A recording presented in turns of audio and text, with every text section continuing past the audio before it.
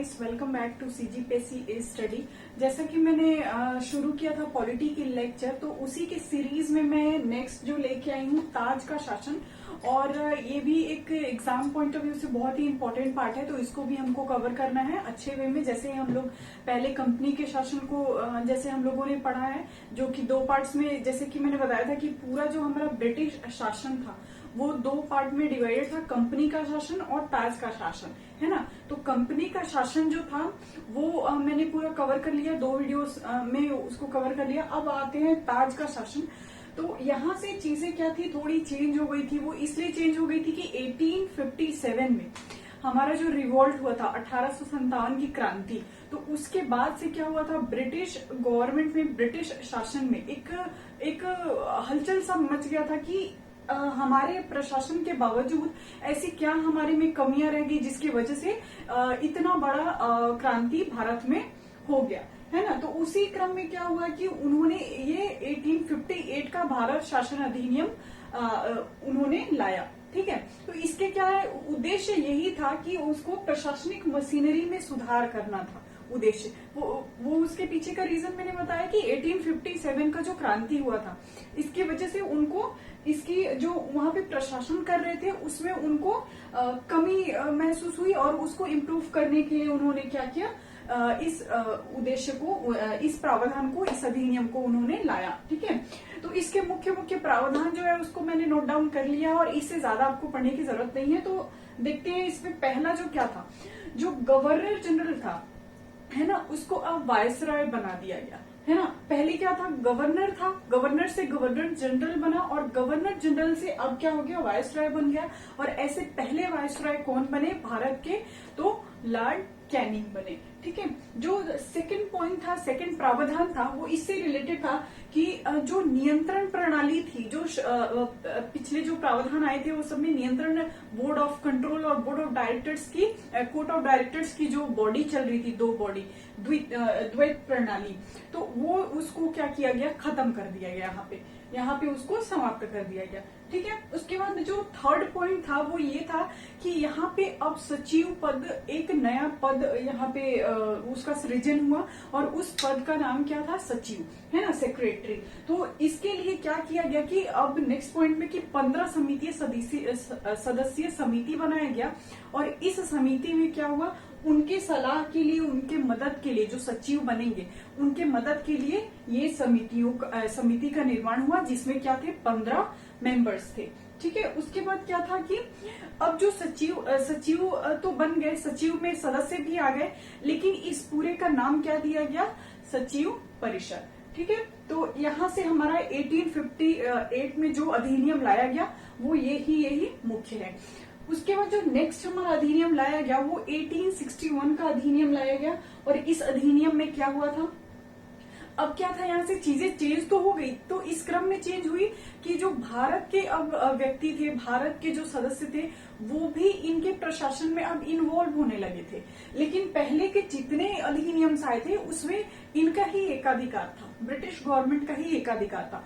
लेकिन यहाँ से रिवॉल्ट के बाद से चीजें चेंज हुई, और क्या हुआ, लोग यहाँ पे जो भारतीय थे वो भी इनके प्रशासन में अब क्या होने लगे थे, अब इन्वॉल्व होने लगे थे, है ना। तो 1861 के अधिनियम को क्या बोलते हैं, 1861 का अधिनियम जो प्रथम भारत परिषद अधिनियम है, ठीक है। उसके बाद जो सेकंड इसका मुख्य पॉइंट था, हम लोग जैसे पिछले अधिनियम में पढ़ा था हम लोगों ने कि जो कलकत्ता था उसके अंतर्गत बम्बई और मद्रास प्रांत भी आ गए थे।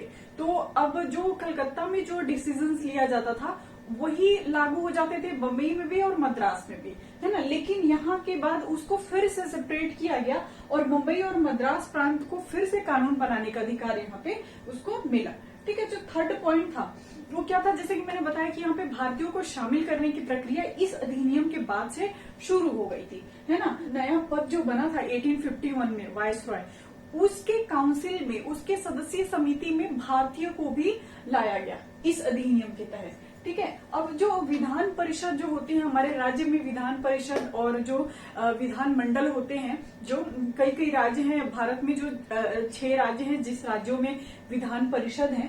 तो इस परिषद का गठन कब हुआ था विधान परिषद का? वो 1861 के अधिनियम में ही हुआ था। ठीक है, 1862 में कौन सा बना था परिषद? विधान परिषद बंगाल का।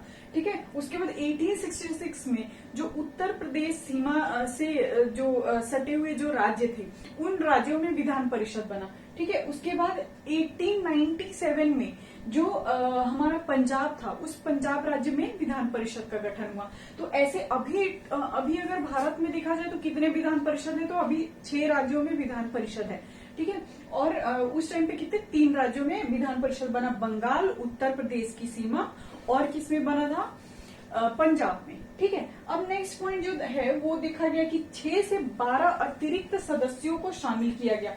किसमें? वायसरॉय की जो सदस्यीय समिति थी उसमें 6 से 12 सदस्यों को शामिल किया गया और ये जो सदस्य थे मनोनयन द्वारा इनको लाया गया, ना कि इनको किसी चुनाव के थ्रू प्रत्यक्ष रूप से लाया गया। ऐसा नहीं इसमें किया गया। इसमें क्या किया गया? इसमें उनको मनोनीत करके वायसरॉय के सदस्यीय समिति में 6 से 12 सदस्यों को लाया गया। ठीक है, नेक्स्ट जो हमारा पॉइंट है वो क्या पॉइंट है? वायसरॉय जो था उसको संकटकालीन स्थिति में उनको डिसीजन लेने का अधिकार दिया गया। पहले ये अधिकार उनको नहीं थे। बोर्ड ऑफ डायरेक्टर्स और जो बोर्ड ऑफ कंट्रोल की जो बॉडी थी, है ना, नियंत्रण बोर्ड, इन लोग इनके क्या था, इनके थ्रू ही डिसीजन आता था। लेकिन अभी क्या हुआ कि वायसरॉय को भी संकट, जब आपातकालीन कोई स्थिति आए तो इस स्थिति में वो भी डिसीजन ले सकते थे। ठीक है, नेक्स्ट है हमारा 1909 का भारत परिषद अधिनियम। इस अधिनियम को मार्ले मिंटो सुधार भी बोला जाता है। अब ये मार्ले मिंटो नाम क्यों आया? इसके पीछे ये है रीजन कि जो मिंटो थे वो गवर्नर जनरल थे जिनको वायसरॉय कहा जाने लगा। वो इट मीन्स कि जो मिंटो थे वो वायसरॉय थे और जो मार्ले थे वो क्या थे? भारत के सचिव थे। तो जो मार्ले थे जो भारत के सचिव थे वो इंग्लैंड में जो मंत्री परिषद होती थी उसमें वो सदस्य थे। ठीक है, और वहां से वो भारत को गवर्न कर रहे थे और मिंटो जो थे वो यहाँ पे वायसरॉय थे जो भारत में रहकर भारत के प्रशासन को संभाल रहे थे। तो एक्चुअली में इन दोनों ने मिलके एक सुधार लाया। जो पहले अधिनियम्स थे जिनमें उनको कुछ त्रुटि महसूस हुई और उन त्रुटियों को खत्म करने के लिए ये अधिनियम लाया गया। ठीक है ना, तो अभी इसमें क्या हुआ? इसके पीछे इसको लाने के पीछे भी एक उद्देश्य रहता है। लाने के पीछे, कोई भी अधिनियम लाने के पीछे जो उद्देश्य रहता है वो इसमें ये था कि 1905 के बंगाल विभाजन को इनके द्वारा ये कहा गया, ये तर्क दिया गया कि जो बंगाल थी उनकी एरिया बहुत ज्यादा हो जा रही है और इस एरिया को अच्छे ढंग से प्रशासन करना इस पे मुश्किल हो रहा है। तो इसलिए उन्होंने बंगाल का विभाजन कर दिया और उसको 2 पार्ट्स में डिवाइड कर दिया। बेसिकली ये क्या था? बेसिकली ये था फूट डालो और शासन करो की नीति, जो अंग्रेज शुरू से ही जो ये काम कर रहे थे, है ना। तो आगे भी इन्होंने यही किया और इन्होंने जो बंगाल था उसको 2 पार्ट्स में डिवाइड कर दिए और यहाँ की जो जनता थी, भारतीय जनता, उनके दिमाग में भी ये महसूस कराया इन लोगों ने कि जो हिंदू मुस्लिम सांप्रदायिकता वाला जो बात है, जो आगे अभी हम लोग पढ़ेंगे, तो उसमें सांप्रदायिक निर्वाचन वाला बात भी इन लोगों ने यहाँ के लोगों के मन में बात डाली। और बेसिकली इसका उद्देश्य क्या था कि फूट डालो और शासन करो। यहाँ पे प्रशासन ये लोग का कमजोर हो रहा था, तो ये लोग इस पे तर्क लगाया कि जो हम लोग शुरू से जो चीज कर रहे थे उस चीज को हम लोग क्या करेंगे, यहाँ पे कंटिन्यू करेंगे।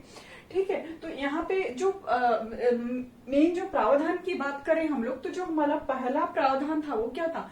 केंद्रीय और प्रांतीय निर्वाचन सदस्यों की संख्या में वृद्धि, है ना। तो जो केंद्रीय प्रशासन जो निर्वाचन होती थी तो एक केंद्रीय तौर पे होती थी और प्रांतीय तौर पे होती थी, है ना। तो इन दोनों की संख्या में वृद्धि की गई, सदस्यों की संख्या में वृद्धि की गई। तो इसके पीछे भी मकसद था क्योंकि अब इनके अनुसार जो क्या था कि एरिया, क्षेत्रफल बड़ा हो जा रहा था तो क्षेत्रफल को कवर करना जरूरी था। तो इसलिए इन्होंने क्या किया कि सदस्यों की संख्या को बढ़ाना शुरू किया। ठीक है, जो सेकंड मुख्य पॉइंट था वो क्या था कि जो केंद्रीय परिषद में सरकारी बहुमत को जारी रखा गया। जो केंद्र में जो प्रशासन चल रही थी वहां पे बहुमत को मतलब जो सरकार की तरफ से जो बहुमत, जो गवर्नेंस चल रही थी वहां पे उनके बहुमत को यहाँ पे क्या किया गया, बनाए रखा गया, जारी रखा गया। लेकिन जो प्रांतीय बहुमत होता था, प्रांत में जो जिस आधार पे निर्वाचन होता था प्रांत में, है ना, तो उसका आधार क्या किया गया कि गैर सरकारी बहुमत की अनुमति दी गई इसमें। तो इसमें जो हमारा गवर्नेंस था उसका कोई भी इसमें हाथ नहीं होता था। इसमें किसका हाथ होता था, इसमें गवर्नेंस का हाथ होता था केंद्रीय प्रशासन में, केंद्रीय परिषद में।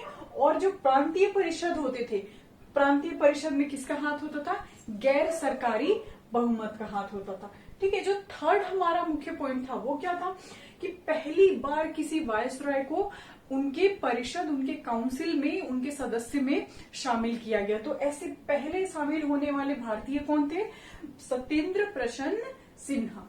ठीक है, तो कौन थे, सत्येंद्र प्रसन्न सिन्हा। इस पॉइंट को आपको याद रखना है, ये प्री में काम आ सकता है, प्री में वन लाइनर में ये आपका क्वेश्चन बन सकता है। तो इसलिए इसको इम्पोर्टेंट है, इसको याद रखना है ना। क्या था कि पहले भारतीय कौन थे जो वायसरॉय की सदस्यीय समिति में जो मेंबर बने थे कौन थे, तो सत्येंद्र प्रसन्न सिन्हा। ठीक है, अब जो क्या था फोर्थ पॉइंट था, वो फोर्थ पॉइंट क्या था, पृथक निर्वाचन के लिए। अब जो मैंने अभी बताया था कि यहाँ पे ये लोग क्या किए कि डिवाइड करने वाला जो इनका रूल था उसको शुरू किया उन्होंने। तो इसी क्रम में क्या हुआ कि जो हमारा मुस्लिम थे, मुस्लिम सांप्रदायिक के जो हमारे सदस्यीय लोग थे वहां पे, उन लोगों ने क्या किया कि हमारे लिए एक अलग जो है सदस्य समिति का निर्माण किया जाए और हम उसका प्रतिनिधित्व अलग से करेंगे। तो इसके लिए उन्होंने मांग उठाना शुरू कर दिया और यहाँ से डिवीजन वाला जो इनका मोटो था वो यहाँ पे सक्सेसफुल होने लगा। तो जो मिंटो थे, जो यहाँ के वाइसरॉय थे, उन्होंने क्या किया, उनको ही सांप्रदायिक निर्वाचन के जनक माना जाता है। जो हमारे वोटिंग राइट्स होते हैं, तो इसमें क्या हुआ कि अब मुस्लिमों को भी अलग से सीट दिया जाने लगा और यहाँ से क्या हुआ, हमारे लिए डिवीजन, जो हमारा भारत का निर्वाचन प्रक्रिया जो होता है, इस प्रक्रिया में डिवीजन का काम शुरू हो गया। ठीक है, नेक्स्ट पॉइंट क्या है कि इसमें presidency corporation, chamber of commerce और जो हमारा विश्वविद्यालय और जमींदारी थी, इसके लिए अलग अलग प्रतिनिधित्व रखना शुरू किया। तो इसमें हमारा जो मुख्य पॉइंट क्या था, मुख्य पॉइंट ये था कि ये एक प्रकार का सुधार वाला अधिनियम था जो मार्लिमेंटो द्वारा लाया गया था, इसलिए इसको मार्लिमेंटो सुधार अधिनियम भी बोला जाता है, जो 1909 का है। जो नेक्स्ट पॉइंट है वो क्या है कि केंद्रीय और प्रांतीय परिषद का गठन हो गया इसमें। उसके लिए निर्वाचन सदस्यों की संख्या में वृद्धि की गई। ठीक है, दो अलग अलग चीजों में बांटने की यहाँ पे कोशिश की गई। ठीक है, तो उसके बाद क्या हुआ कि जो केंद्रीय परिषद में था वो सरकारी सदस्य द्वारा बहुमत माना जाता था, और जो प्रांतीय परिषद जो था उसमें प्रांतीय परिषद में क्या हुआ, गैर सरकारी द्वारा बहुमत को माना जाने लगा। ठीक है, जो थर्ड हमारा पॉइंट था क्या था कि किसी भारतीय को पहली बार इसमें क्या मिला, पहली बार इसमें अधिकार प्राप्त हुए शामिल होने के लिए वायसरॉय की सदस्य समिति में। और ऐसे पहले जो सदस्य थे वो कौन थे, सत्येंद्र प्रसन्न सिन्हा। ठीक है, उसके बाद जो नेक्स्ट पॉइंट था क्या था कि पृथक निर्वाचन के लिए जो मुस्लिम सदस्यों द्वारा अलग प्रतिनिधित्व का मांग किया गया, अलग निर्वाचन जो हमारा सांप्रदायिक प्रतिनिधित्व का उन्होंने निर्माण कर दिया, और यहाँ से इनको विभाजक बोला जाता है। इनका एक सेंटेंस दिया था उन्होंने किसने, लॉर्ड मिंटो ने एक सेंटेंस दिया था। क्या सेंटेंस दिया था कि हमने जहर का बीज बो दिया।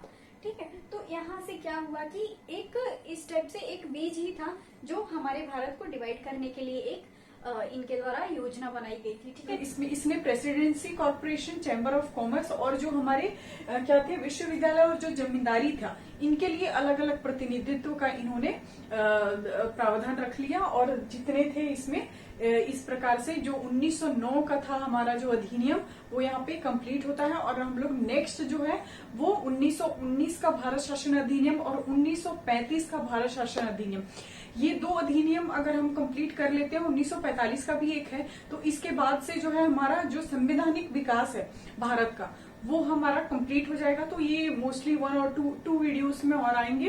तो यहाँ पे हमारा क्या होगा, हमारा संवैधानिक विकास जो है भारत का वो कंप्लीट हो जाएगा ओवरऑल 5 to 6 वीडियोस में। ठीक है, थैंक यू सो मच।